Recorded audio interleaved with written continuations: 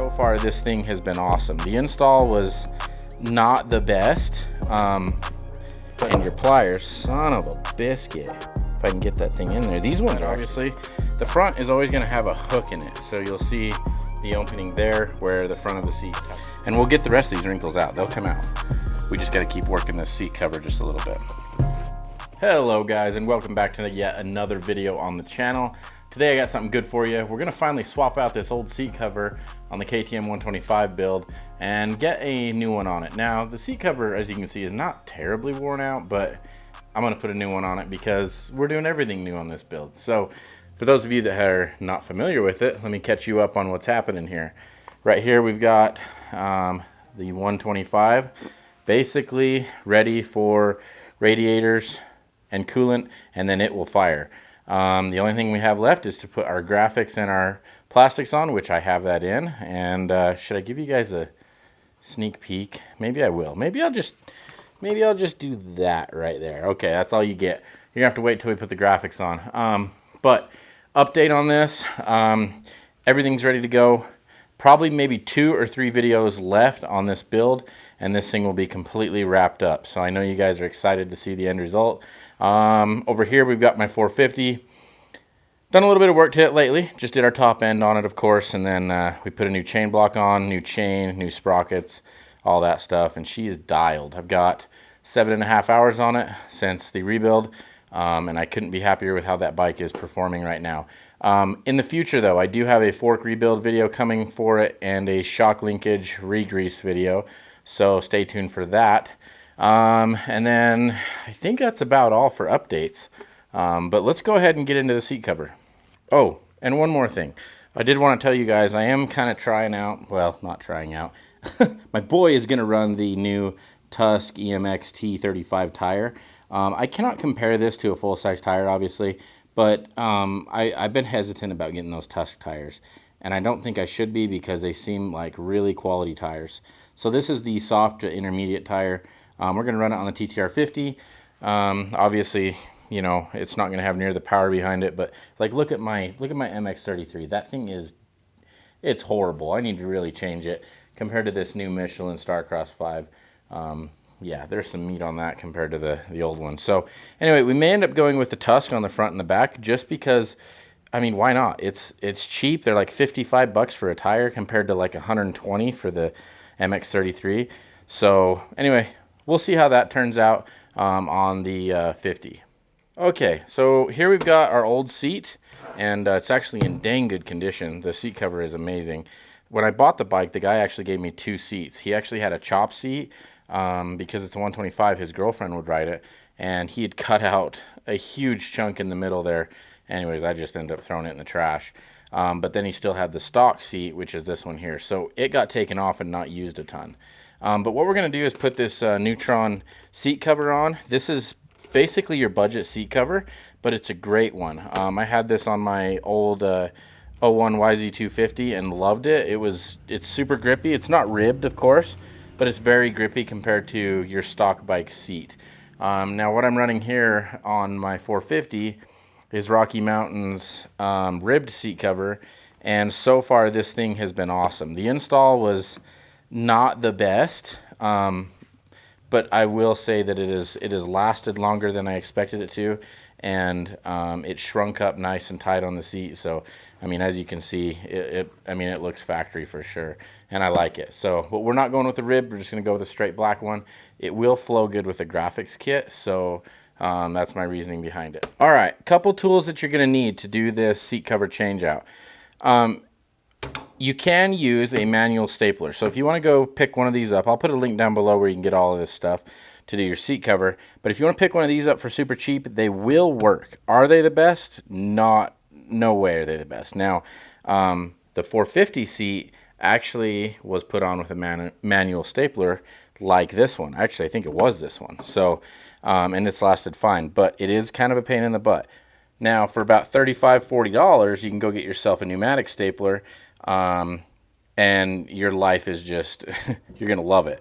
But you do want to use some heavy-duty half-inch staples, and then you're going to need some pliers here, and then obviously a flat blade screwdriver, because we have, I don't know how many staples, but more than I want to pull out tonight in this seat cover. And we're going to put those right back in when we get done with the install. So anyway, yeah, pretty simplistic. You're just going to need a few things to do this. And then obviously, you know, some compressed air if you've got a stapler.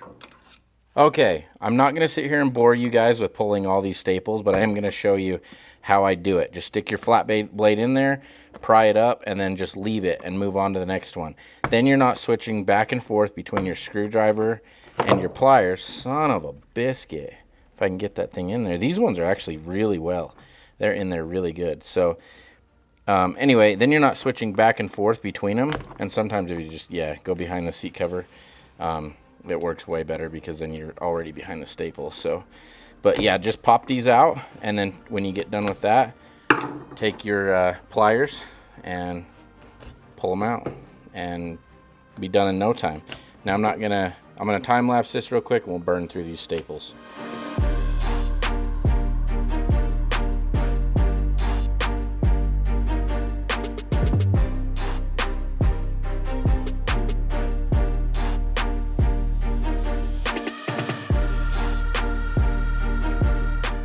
Okay, we got the seat cover off. Now this adhesive, it's just rolling off with my fingers. So I'm just gonna go around and just knock off as much as I can. I don't really care if I get it all because it's just gonna get covered by the new seat cover for the most part. But as you guys can see, it's coming off fairly easy. So not a big deal. You're gonna have a front and a back side, obviously. The front is always gonna have a hook in it. So you'll see the opening there where the front of the seat tucks in, and let's get that installed first. So we'll just lay it over the top and then secure it just to the front of the seat. And I like to actually pull and just naturally let it sit into place just like that. And then as you're going to see here, you're going to have a spot here in the middle, the low spot, where we've got to take out all the slack. Okay, so first things first, let's flip it over here. And as you can see here on this KTM, this front lip here is going to cover up where it locks in on the front of the bike. So because of that, we're going to cut this out once after we get it installed, and we're going to cut a ton of this away once we get it installed. So let's go ahead and let's put this back on the front and start there. And I'm going to tack it on the front once I get it kind of where I like it. And then pulled, you know, straight down here where the logo is at the very back here. And I can go ahead and get started. Oh, and one more thing. At the beginning of the video, I told you guys 1/2-inch staples. Actually use 3/8 staples because 1/2-inch will be too long and they'll shoot through your seat. I grabbed the wrong box by accident. So anyway, just remember that 3/8-inch staples or even 1/4-inch would be good for that. That's what came out of the seat, but I like to use the 3/8-inch staples. Can't go wrong there. All right, so let's flip this over here, and I'll put my first couple of staples just right here in the front. Get this nice and tight for me here, and I'm keeping the seams in the I'm keeping the seams in the correct spot on the seat so that I don't have any issues that way. Okay, and then what I'm going to do is I'm going to go ahead and come to the back here and wrap this around, make sure it's completely centered, and I'm going to get this logo to where I'm nearly at the back, just like so, and then I'm going to leave it. And then when I go ahead and start putting the rest of this down, I'll be able to have a little bit of room to pull it over and stretch it nice and tight. But you do want to anchor it both on the front and on the back first thing. That's the way I do it. And it's always worked out good for me. So go ahead, center it up on the back here. And then for now, because I don't know how I'm going to end up, I'm just going to throw one staple in there just to hold it. And then we'll start working our way back. So I'm going to start here, and I'm going to pull this over nice and tight, and I'm probably not even going to need that seam. It's probably going to get cut off completely. And I want to work this seat cover back while pulling this tight. That way I don't have any problems or or any issues with the seat cover giving me problems. So work it back, pulling it tight, and then one staple at a time just to kind of tack it in place. I'm going to go right there just to tack it, and then do the same thing on this side. Okay, while pulling it down, pulling it tight, just like that. And what I've noticed over time is a lot of these seat covers, depending on the material it's made out of, will shrink when it's been in the sun for a long time. That's what happened on my 450, and it turned out really good. My staples aren't quite driving all the way in. Okay, go ahead and pull it tight, bring it back down, and you can see how the wrinkles are just starting to come out. And just take your time. Just take your time. Enjoy the process. Don't get frustrated with it. And just let the seat cover do what the seat cover wants. You're going to tell it what to do, and it's going to be like, oh yeah, okay, let's do that. I like that. So now I'm going to pull this down, get it over the edge here, about like so. Drive one in there. Okay, and as you can see, I'm getting tight. I'm getting really tight here. And now I can start pulling this down as I start going around with my staple gun and getting everything nice and tight on there. And that's why I'm only working one staple at a time and making small adjustments as I go, so that I don't have any problems.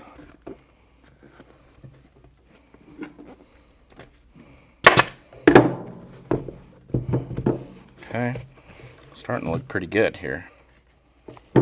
And as you can see already, we've got just a couple wrinkles left, but I don't have any wrinkles here, and my logo is still in its same spot. So I'm pulling the stretch out using the sides, not by doing this, if that makes sense. So anyway, and we'll get the rest of these wrinkles out. They'll come out. We just got to keep working this seat cover just a little bit.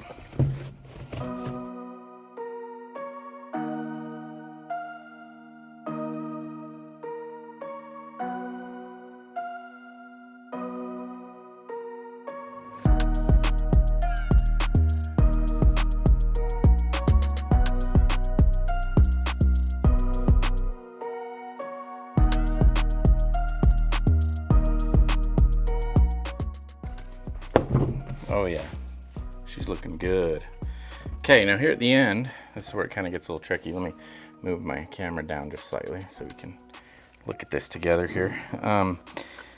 It's going to wrinkle, it's going to crease. So there's two options here. You can fold over the creases, or you can cut it and make room for the creases. I don't really like to cut it. I like to just make room. So I'm just going to keep pulling it over here, like so, and I will deal with the creases and the foldovers and just drive the staple in. Okay, I'm going to double check that my logo is still center, and looks pretty dang good, although it is creeping off kind of at an angle that way.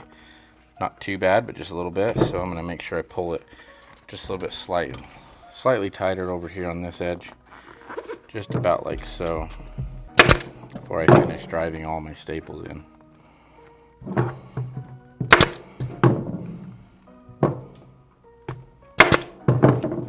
Okay, now let's see where we're at here.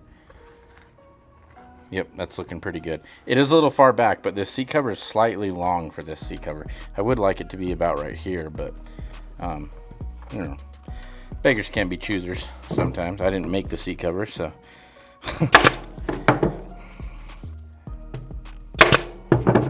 Okay, let's see what we look like here. I would say that looks pretty dang good. That looks pretty dang clean right there. So yeah, I don't think I could have got it centered any better. It's at the right angle. We just need to snug it up slightly and finish adding our staples.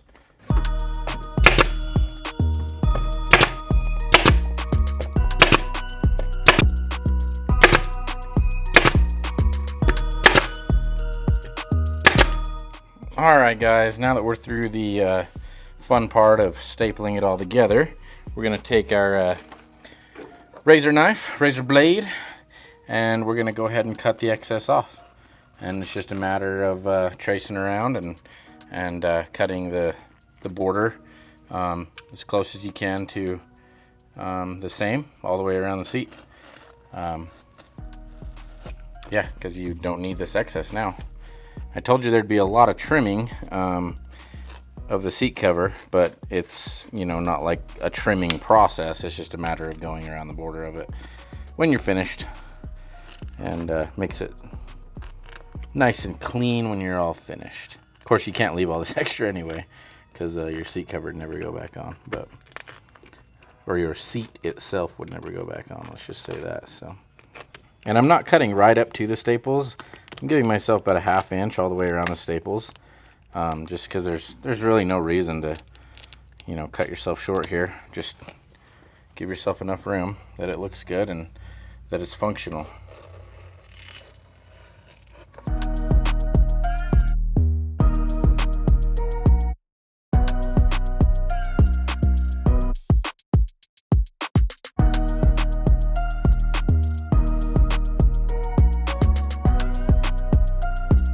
Dang, that looks good. Don't you just want to sit on it? Don't you just want to sit on it? Would you look at that? Okay, guys, there's the finished product. Everything's tight, no wrinkles, looks really, really clean. Hopefully this helps you guys install your own seat. And yeah, I think this seat cover was 25 bucks or something. So, and it's pretty dang good. All stock seats are just not grippy. They're not very tacky. So it's a good upgrade for your bike. And I'll put a link down below of one of the ribbed seat covers that you guys can pick up for a fairly good price for your bike. And yeah, go check it out. It's a worthwhile upgrade for sure. All right, guys, as you can see, I'm sweating my butt off. It was 100 degrees today, and I'm in a garage with no air conditioner. So I probably should do a mini split or something like that, but I'm cheap like that. I just you know, tough it out. So anyways, hope you guys enjoyed this video. Stay tuned for the last few videos on the KTM 125 build. It's wrapping up pretty quick, so want to make some really good footage for you guys for the reveal, and obviously for the graphics and the plastics and all that stuff. I'm super excited. Everything's here, everything's ready. We just got to throw it together. So yeah, thank you guys for subscribing. If you haven't, hit that like button, subscribe if you're new to this channel, and we'll catch you in the next one. Thanks.